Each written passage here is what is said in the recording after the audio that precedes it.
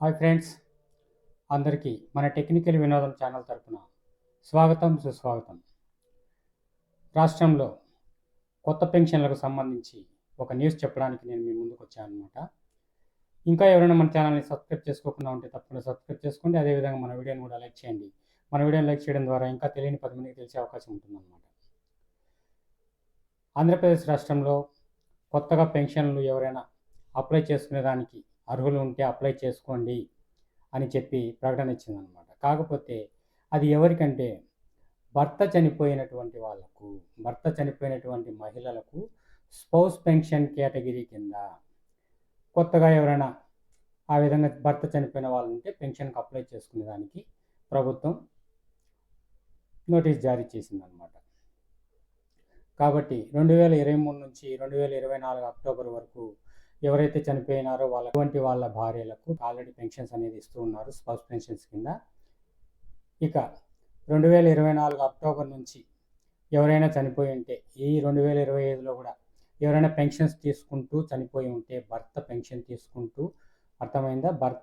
తీసుకుంటూ చనిపోయిన వాళ్ళు ఎవరైనా ఉంటే అటువంటి వాళ్ళ భార్యలకు పెన్షన్ అనేది వెంటనే ఇమీడియట్గా ఇప్పుడు అప్లై చేసుకున్నారంటే వచ్చే నెల నుంచే పెన్షన్ ఇస్తారనమాట. అటువంటి వాళ్ళు ఎవరైనా ఉంటే అప్లై చేసుకుంటారని నేను చెప్తున్నాను.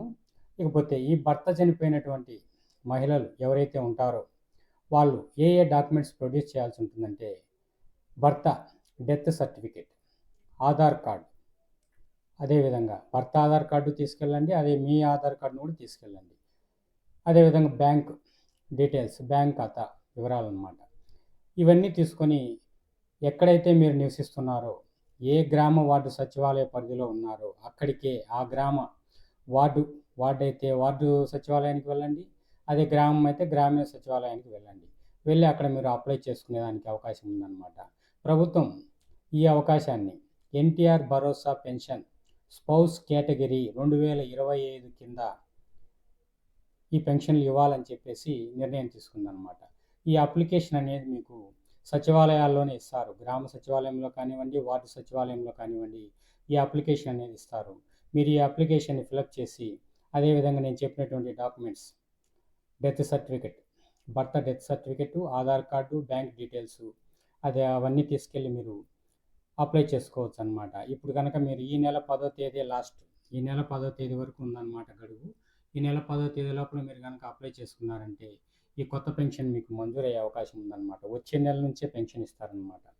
4,000 రూపాయల పెన్షన్, వచ్చే నెల నుంచే 4,000 రూపాయల పెన్షన్ మీకు మంజూరవుతుంది. కాబట్టి ఎవరైనా ఇంకా అర్హత ఉండి భర్త చనిపోయిన వాళ్ళు ఎవరైనా ఉంటే అటువంటి వాళ్ళు వెంటనే వెళ్ళి అప్లై చేసుకోండి. మీకు 4,000 రూపాయల పెన్షన్ నమోదవుతుంది.